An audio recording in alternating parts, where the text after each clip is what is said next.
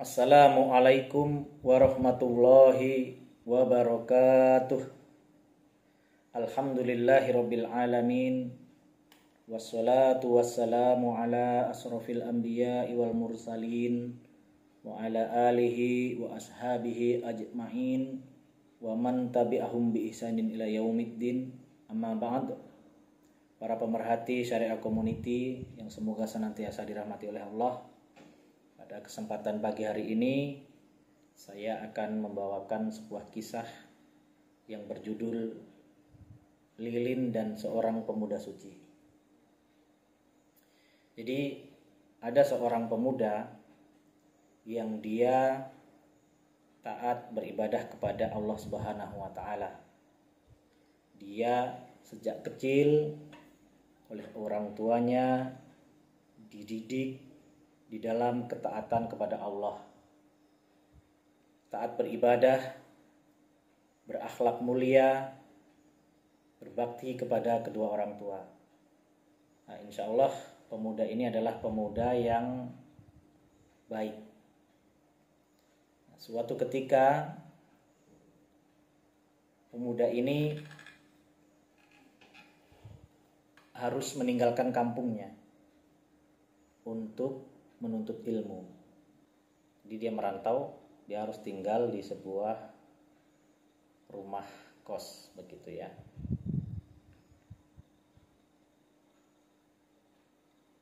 Hal ini dilakukan semata-mata untuk menuntut ilmu. Jadi dia meninggalkan kampungnya, pergi ke sebuah tempat, ke sebuah kampung. Dia tinggal di sebuah rumah kontrakan atau rumah kos begitu. Nah, di tempat yang baru ini, pemuda ini juga dikenal baik oleh orang-orang di sekitarnya. Rajin beribadah, taat, menjalankan perintah Allah, gemar menjalankan sunnah-sunnah Rasulullah SAW, rajin menuntut ilmu, dan lebih dari itu dia dikenal sebagai sosok pemuda yang berakhlak mulia, ramah kepada orang-orang di sekitarnya. Jika ada sesuatu pekerjaan yang mengharuskan bergotong royong, dia juga ikut di dalamnya. Tutur katanya lembut, sehingga orang-orang di sekitarnya itu sangat menyukai pemuda ini. Dan kemuliaan akhlak pemuda ini dikenal dan tersebar oleh orang-orang di sekitar tempat barunya tersebut. Dan sampailah kabar itu kepada seorang gadis yang masih muda belia dan juga cantik jelita. Maka gadis ini mempunyai hasrat, mempunyai keinginan terhadap pemuda ini. Dia ingin bertemu dan ingin menatap wajah pemuda ini. Karena di samping terkenal baik, soleh, dan juga masya Allah, dia juga dikenal secara fisik dia sangat tampan, sangat ganteng begitu. Ya. Nah, suatu ketika pemuda ini berjalan keluar rumah, menempuh suatu perjalanan yang dia melewati rumah gadis tersebut. Maka gadis ini mempunyai strategi, mempunyai trik ya. Bagaimana caranya supaya bisa dekat dengan pemuda tersebut dan bisa menatap wajahnya. Maka ketika pemuda ini sampai di depan rumahnya, ya, gadis ini memanggilnya, "Mas," kalau bahasa sekarang begitu ya. "Mas, saya mau minta tolong." "Oh iya, ada apa?" "Ya, kamu memanggilku?" "Iya, saya memanggilmu." "Kenapa?" "Saya mau minta tolong. Saya ada barang yang harus saya keluarkan, tapi saya tidak kuat mengangkatnya. Maka pemuda ini pun tetap ya dengan prinsipnya, dengan kesolehannya, dia tidak berani menatap gadis tersebut. Tapi karena dia memang dikenal suka membantu sesama, maka akhirnya dia mau membantu gadis tersebut. Apa yang bisa aku bantu? Ya, tolong angkatkan barang-barang yang kumaksud, tolong diangkat keluar rumah karena saya tidak kuat mengangkatnya. Maka pemuda ini dengan tetap berhati-hati, dengan memohon taufik dari Allah dan menjaga pandangan, dia mau membantu gadis tersebut sebatas kepentingannya saja. Jadi beliau masuk ke rumahnya, barang mana yang kau maksud untuk kuangkat? Oh itu, nah udah diangkat, dikeluarkan. Dengan secepat mungkin pemuda itu pamit. Sudah, ini saja, sudah, saya mau meneruskan perjalanan saya. Maka bergejolaklah hati gadis tersebut. Gadis tersebut ada rasa penyesalan. Mengapa tidak menahan pemuda itu untuk waktu yang lebih lama, agar dia bisa lebih lama juga memandang ketampanan pemuda tersebut. Maka hari-harinya gadis ini memikirkan bagaimana caranya agar bisa dekat dengan pemuda itu lagi. Nah, suatu malam datanglah hujan ketika pemuda ini sedang berada di tempat tinggalnya. Datang hujan yang cukup deras. Maka pemuda ini pun berdoa, Allahumma ghaithan mughithan. Ya Allah, jadikanlah hujan ini hujan yang berkah. Dan di dekat pemuda ini ada lilin.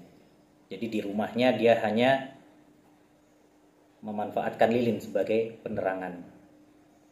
Sambil diterangi lilin, dia membaca-baca sebuah buku.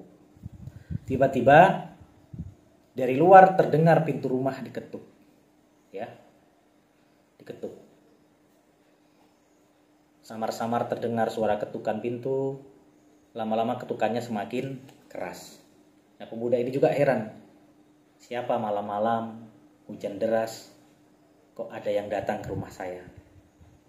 Dan ketika membuka pintu, ternyata gadis yang sempat bertemu dan meminta tolong beberapa waktu yang lalu itu datang ke rumahnya dalam keadaan tubuhnya basah dan dia langsung jatuh luruh ke tanah. Dia beralasan, Mas, saya pulang ke rumah tapi tidak dibukakan pintu.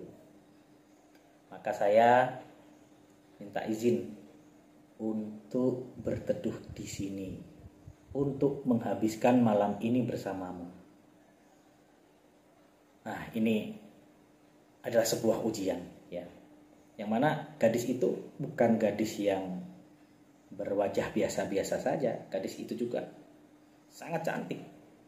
Dan pemuda ini ada ketertarikan dengan gadis ini. Akan tetapi karena ketakwaannya kepada Allah, karena takut akan azab Allah, maka pemuda ini dengan sebisa mungkin menghindari hal-hal yang tidak seharusnya terjadi. Ya, padahal gadis ini sudah ngasih kode gitulah ya. Ingin ya udah malam ini hujan deras, malam-malam kita berdoa aja di sini. Tapi pemuda ini dengan ketakwaannya dia tidak mau. Maka dia menjauh dari gadis tersebut. Padahal dia sangat tertarik. Ya, jujur saja gadisnya tertarik, pemuda ini juga tertarik pada gadis tersebut. Pria tampan bertemu dengan gadis cantik. Sama-sama tertarik sebetulnya, akan tetapi pemuda ini masih dengan prinsipnya menjaga ketakwaannya. Maka pemuda ini menjauh dari gadis tersebut. Kemudian dia mendatangi lilin yang menyala di dalam rumahnya, lalu dia bakar ya jari-jarinya dengan nyala lilin tersebut. Berusaha dia tahan, lama-lama tercium aroma daging terbakar. Kemudian dia berkata di dalam hatinya, nyala api lilin yang sekecil ini saja, aku tidak mampu menahannya. Bagaimana panasnya api neraka? Tentu aku lebih tidak sanggup lagi. Maka seketika itu pemuda tersebut karena takut dengan situasi yang ada, takut terjadi apa-apa begitu, ya, takut terjadi zina, maka pemuda ini meninggalkan rumah dalam keadaan gelap gulita dan hujan deras. Jadi sebagian besar malam itu dia gunakan untuk lari dari rumah. Dia bermalam di luar rumahnya. Maka ketika hari sudah hampir pagi, dia datang lagi ke rumahnya. Dia lihat gadis itu sudah tidak ada lagi di rumahnya. Maka dia bersyukur kepada Allah Subhanahu wa taala bisa selamat dari perbuatan yang dia takutkan pada malam tersebut. Akan tetapi hal ini tidak membuat gadis itu putus asa.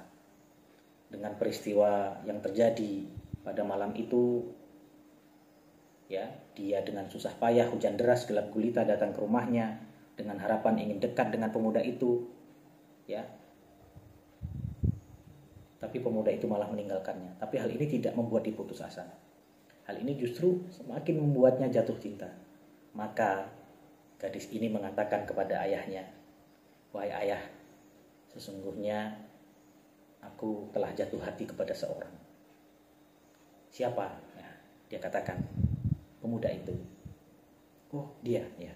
Maka ayahnya datang menemui pemuda tersebut dan menyampaikan sesuatu. "Wahai pemuda, sesungguhnya saya mempunyai anak gadis. Dan anak gadis saya ini sangat mencintaimu.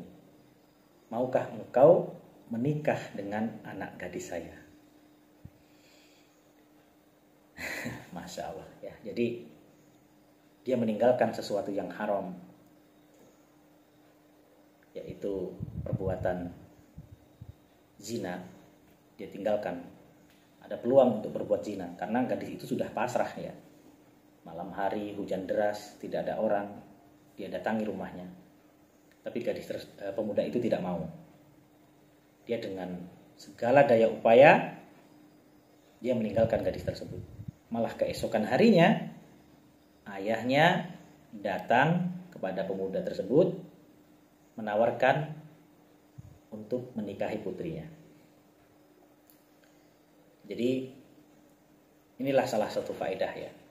Dengan menghindari perkara yang haram, justru Allah memberikan jalan, memberikan ganti dengan cara yang halal ya. Hal ini tentunya sesuai dengan sabda Nabi Muhammad SAW. "Innaka lan tada'a syai'an lillahi azza wajal illa baddalaka Allahu bihi ma huwa khairul laka minhu." Ya, sesungguhnya jika engkau meninggalkan sesuatu karena Allah, niscaya Allah akan memberi ganti padamu dengan sesuatu yang lebih baik. Jadi tinggalkan sesuatu yang haram, maka Allah akan memberi ganti dengan sesuatu yang lebih baik dengan cara yang halal. Nah, demikian kisah yang dapat saya sampaikan pada kesempatan pagi hari ini. Semoga bermanfaat bagi kita semua. Wassalamualaikum warahmatullahi wabarakatuh.